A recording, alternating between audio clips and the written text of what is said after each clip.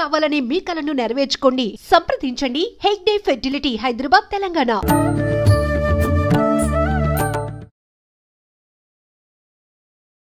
నమస్కారం, welcome to I dream. ధర్మ మార్గం విత్ విజిత కార్యక్రమానికి స్వాగతం. ప్రస్తుతం మనతో పాటు ఉన్నారు. ఆయన ఎంతో మంది గురువుల్ని మనందరికీ పరిచయం చేశారు. మీడియా ద్వారా ఎంతో మంది గురువుల్ని మన ముందరుంచి ఎన్నెన్నో మంచి విషయాలు మాట్లాడి మనందరికీ ఎంతో జ్ఞానాన్ని సంపాదించి పెట్టారని చెప్పాలి. ఆయన ప్రముఖ ఆధ్యాత్మికవేత్త కూడా, జ్యోతిష పండితులు కూడా. ఆయన ఎవరో కాదండి, మారెళ్ళ రవిశాస్త్రి గారు. ఇప్పుడు వారితో మాట్లాడి మరిన్ని విషయాలు తెలుసుకుందాం. నమస్తే అండి, ఎలా ఉన్నారు? సూపర్. మొదటిసారి అనుకుంటా కదా మనం చేయడం. లాస్ట్ టైం నేను మిస్ అయ్యా. ఓకే, టాపిక్ ఏంటంటే ప్రస్తుతం గత కొన్ని రోజులుగా ప్రతి ఒక్కరూ మాట్లాడుతున్న విషయమే షష్టగ్రహ కూటమి అని చెప్పి. మార్చి 29వ తారీఖున షష్టగ్రహ కూటమి ఏర్పడబోతోంది. 6 గ్రహాలు ఒక కక్షలోకి రాబోతున్నాయి. దానివల్ల చాలా విపత్తులు రాబోతున్నాయి అని చెప్పి, అది కొన్ని నెలల వరకు కంటిన్యూ అవుతుంది ఆ ప్రభావం అని చెప్పి చెప్తున్నారు. కొన్ని రకాల పెద్ద పెద్ద వైరస్లు, అంటే మనం ఆల్రెడీ చవి చూసాము ఆ వైరస్ యొక్క విజృంభణ ఎలా ఉంది అనేది. కరోనా వైరస్ దానిని మించింది రాబోతుంది అని చెప్పి రకరకాలుగా చెప్తున్నారు. అసలు ఏంటి వాస్తవం మీ అభిప్రాయం ప్రకారం? ఒకటి, షష్టగ్రహ కూటమి గురించి చాలా చాలా చాలా నెగటివ్గా చెప్పేస్తూ ఉన్నారు.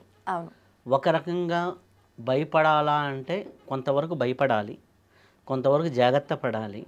కానీ అంత భయపడాల్సిన అవసరం లేదు. ఎందుకు అంటే షష్టగ్రహ కూటమి ఎప్పుడెప్పుడైతే వచ్చిందో, అంటే మనకి 2019 ఎండింగ్లో వచ్చింది. 19 డిసెంబర్ లో మనకి ఎండింగ్లో వచ్చింది. అప్పుడు వచ్చినప్పుడు మనకి కోవిడ్ వైరస్ ప్రపంచాన్ని మొత్తాన్ని ఒక 2.5 year అతలాకుతలం స్తంభింపజేసింది. అలాగే 2008లో ఒకసారి వచ్చింది. అప్పుడు సాఫ్ట్వేర్ రిసెషన్ రావటం ఇట్లాంటివి జరిగింది. అంతకు ముందర చూస్తే 96 ఆ ప్రాంతంలో వచ్చింది. అప్పుడు తుఫాన్లు ఇట్లాంటిది. 79 దివసీమ ఉప్పన, ఓకే, అలాంటిది. 64 ఆ టైంలో వచ్చినప్పుడు ఆహార కొరత, హరిత విప్లవం, వైట్ రెవల్యూషన్ అప్పుడే వచ్చింది. సో ఇప్పుడు ఏంటి అంటే ఓవరాల్గా చూసినప్పుడు ఒకే రూమ్లోకి ఉన్నట్టుండి ఒక 10 మంది వచ్చారనుకోండి, ఈ 10 మంది కలిశారనుకోండి, మంచి ఫ్రెండ్షిప్ అయ్యిందనుకోండి, ఆ ఫ్రెండ్షిప్ వల్ల ఒక క్రియేషన్ జరుగుతుంది. అదే 10 మంది ఒకరినొకరు కొట్టుకున్నారనుకోండి, దగ్గరుండి కొట్టుకుంటూ ఉంటే ఏమవుతుంది? ఆటోమేటిక్గా రియాక్షన్స్ ఎక్కువ ఉంటాయి.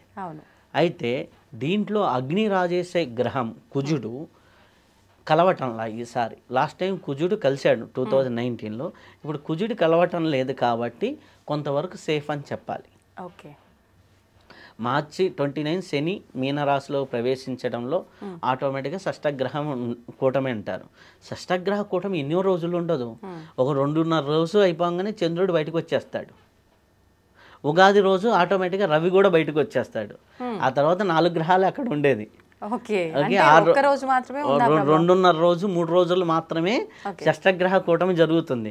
మిగిలిన కానీ దాని యొక్క ప్రవాహం ప్రపంచం మీద ఎలా ఉంటుంది అంటే మీనరాశిలో జరుగుతుంది. మీనరాశి అంటే జలరాశి.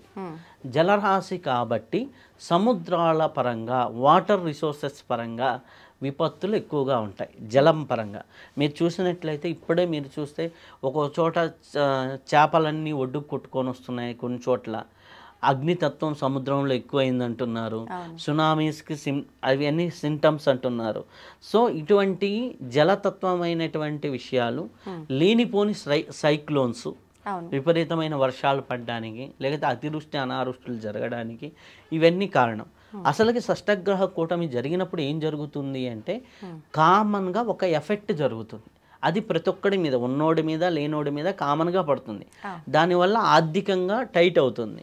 ఆర్థికంగా టైట్ అయినప్పుడు అందరూ కూడా కష్టాలు అంటే వస్తూ ఉంటాయి. ఇప్పుడు ఉన్నటువంటి కాంపిటీషన్ ఆర్థిక యుగంలో అందరికీ కష్టాలు వస్తాయి. కాబట్టి మీనరాశిలో జరుగుతుంది కాబట్టి ముఖ్యంగా మీనరాశి వాళ్ళు జాగ్రత్తగా ఉండాలి. ముఖ్యంగా మిగిలిన రాశులు కొన్ని ఉన్నాయి. ఇప్పుడు అది వచ్చేసి సింహరాశికి 8వ రాశి అవుతుంది షష్టమ. వాళ్ళు కొద్దిగా జాగ్రత్తగా ఉండాలి. అలాగే ధనుసు రాశి వాళ్ళకి 4థ స్థానం అవుతుంది. వాళ్ళు కొద్దిగా జాగ్రత్తగా ఉండాలి. మేషరాశి వాళ్ళకి ఏళ్ళనాటి శనిలో ఉంటారు, వాళ్ళు కొద్దిగా జాగ్రత్తగా ఉండాలి. అలాగే కుంభరాశి వాళ్ళకి ఏళ్ళనాటి శనిలో వాళ్ళు కొద్దిగా జాగ్రత్తగా. ఈ 5 రాసులు మిగిలినవి అంటే ఈ 5 రాసులు తప్ప మిగిలినవి ఉన్నాయి కదా, వృషభము, మిథునము, కర్కాటకము, అలాగే కన్య, తుల, వృచ్చికము, అలాగే వచ్చేసి మకరం, వీళ్ళందరికీ ఇది మేలు చేస్తుంది. ఎటువంటి మేలు అనుకోవచ్చు? ఎటువంటి మేలు అంటే ఇప్పుడు వృషభ రాశి వారికి ఉంది, ఏకాదశ స్థానంలో ఉంటుంది. 11వ స్థానంలో 6 గ్రహాలు రావటం వల్ల 11వ స్థానం అంటే మొత్తం లాభాన్ని ఇచ్చేటువంటి స్థానం, భాగ్యాన్ని ఇచ్చే స్థానం. ఆ స్థానంలో 6 కలిసి వచ్చారంటే వీళ్ళకి లాభమే కదా. ఇందాక నేను చెప్పాను, ఒక 6 ఫ్రెండ్స్ కలిసి వచ్చారంటే వీళ్ళకి ఏదో రూపంలో కలిసి వస్తుంది. అదే 6 శత్రువులు వచ్చారంటే ఏదో రూపంలో నష్టం ఉంటుంది. అదే మిథున రాశి వారికి ఉద్యోగ స్థానంలో ఉంది అంటే ఉద్యోగంలో హైప్లు రావటం, ఏదో ఒక హైక్ రావటం, లేకపోతే కొత్తగా వాళ్ళు బిజినెస్ స్టార్ట్ చేయడం, ఏదో రకంగా లాభం జరుగుతుంది. కర్కాటక రాశి వారికి 9వ స్థానం అంటే తల్లిదండ్రుల నుంచి లభించాల్సింది లభించడం, పిత్రార్జితంగా రావాల్సింది రావటం, ఏదన్నా కోర్టు ఇష్యూస్ ఉన్న వాళ్ళందరికీ లాభం జరగటం అనేది కర్కాటక రాశి వారికి జరుగుతుంది. సింహరాశికి 8వది. లేనిపోని ఇష్యూలో చిన్నగా ఏదో కారు డ్యాష్ అంటారు, ఏదో చిన్నగా మనం వెళ్తుంటే ఏదో గుంటలో స్కిట్ అయి పడతారు, కాళ్ళు ఇరగటాలు, ఇట్లాంటివి ఉంటాయి సింహరాశి వాళ్ళకి. 8వ స్థానం కదా, ప్రాణానికి హాని లేకపోతే ప్రమాదాలు, చిన్నగా పోయేది గోడుతో పోయేది గొడ్డల్లాగా వచ్చింది అనేది సింహరాశి వారికి ఉంటుందన్నమాట. కన్యా రాశి వారికి ఫ్రెండ్షిప్, మ్యారేజ్ వీటి పరంగా 7వ స్థానంలో జరుగుతుంది కాబట్టి వాటి పరంగా చాలా బాగుంటుంది. తులారాశి వారికి ఆరోగ్యపరంగా బాగుంటుంది. సినిమా అవకాశాలు తులారాశిలో ఉన్న వాళ్ళకి వీళ్ళందరికీ బాగుంటుంది. ఎందుకంటే శని 6వ స్థానంలో మేలు చేస్తాడు, రవి 6వ స్థానంలో మేలు చేస్తాడు. అలాగే అలా చూసుకుంటే వృశ్చిక రాశి వారికి 5వ స్థానం సత్సంతానము, అలాగే ఉన్నత విద్య, ఇవన్నీ కూడా.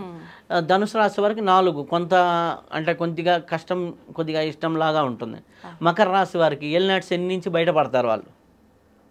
కుంభరాశి వారికి ఏళ్ళనాటి శని ఉంది, మీనరాశి వారికి, మేషరాశి వారికి ఈ ముగ్గురికి ఏళ్ళనాటి శని ఉంది కాబట్టి కొద్దిగా హెల్త్ ఇష్యూస్ పరంగా కొద్దిగా జాగ్రత్త తీసుకుంటే సరిపోతుంది. జాగ్రత్తలు అంటే ఏదైనా భగవంతుడి ఆరాధన కానీ మంత్రం కానీ చేసుకోవచ్చు అంటారా? ఎటువంటి జాగ్రత్త తీసుకోవాలంటే? అంటే ముందర శని ప్రభావానికి ఎక్కువగా జాగ్రత్త తీసుకోవాలంటే శని వికలాంగుళ్ళకి సేవ చేస్తే శని సంతోషపడతాడు. ఓకే, నువ్వు దగ్గరలో ఎక్కడన్నా వికలాంగులు కనిపించారు, నీ మధ్యాహ్నం పూట కనిపించారు, అన్నం ఇవ్వండి, అది మనకి పుణ్యం అన్నమాట. భగవంతుడు మనకు మన దగ్గర నుంచి శని దోషం తీసేయడానికి ఇచ్చిన అవకాశం. నేను రోడ్డు మీద వెళ్తున్నా టిఫిన్స్ అండి, ఒక ఆయన హ్యాండిక్యాప్డ్ పర్సన్ భోజనానికి డబ్బులు ఇవ్వమన్నాడు. ఎంబడే నేను పక్కనే హోటల్లో భోజనం పార్సల్ తీసి ఇచ్చా. అది చేయాలి నిజంగా.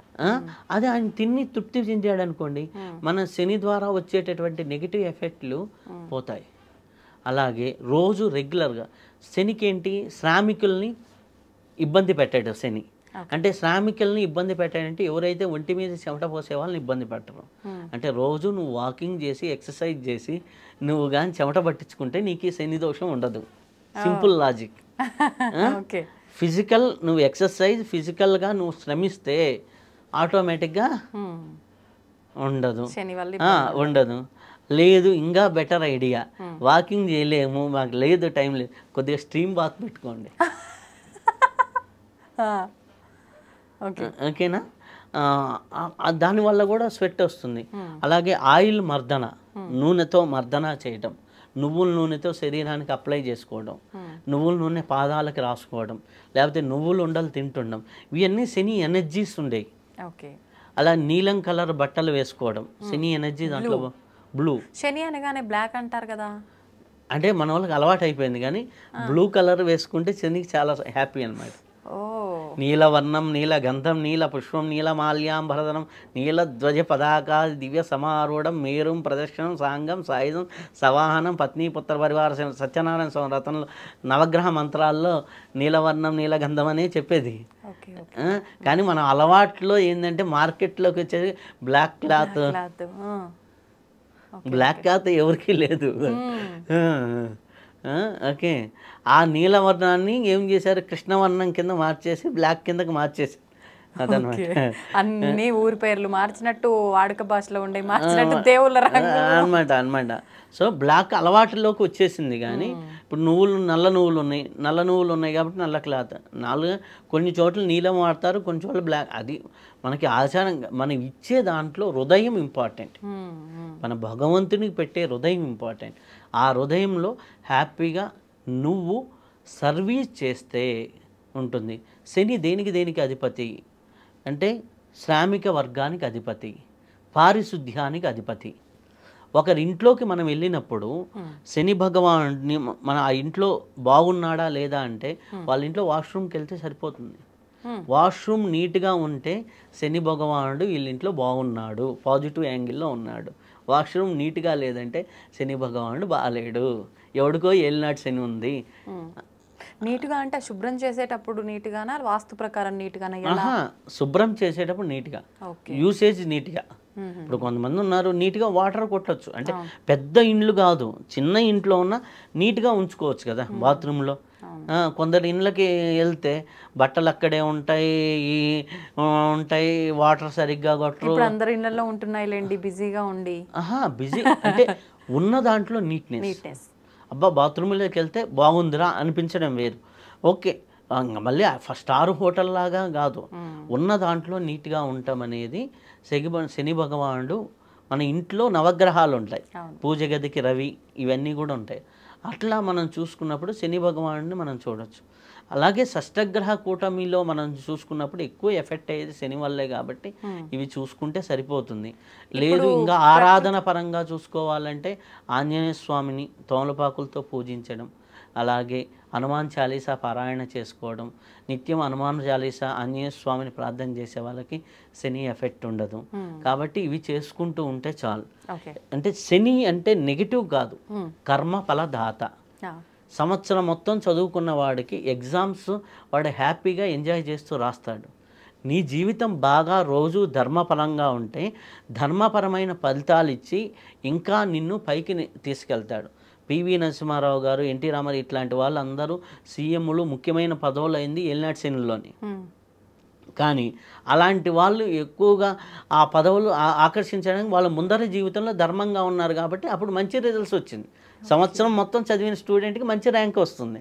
అలానే పరీక్షలు అనేది కష్టం కాదు, శని పరీక్షాకారకుడు. ఆ పరీక్షాకారకుడికి ముందర నువ్వు ధర్మం చేస్తుంటే ఇక్కడ రిజల్ట్స్ ధర్మంగానే ఉంటుంది. కాబట్టి నువ్వు ధర్మబద్ధమైన జీవనం జీవించేవాడికి శని కానీ షష్టగ్రహ కూటమి కానీ నిత్య ఆరాధనలో ఉన్నవాడికి ఏది ఉండదు. ఎందుకంటే ఈ గ్రహాలపైన దైవం ఉంటుంది కాబట్టి ఆ దైవాన్ని పట్టుకున్న వాడికి గ్రహాలు బాధ అవసరం లేదు.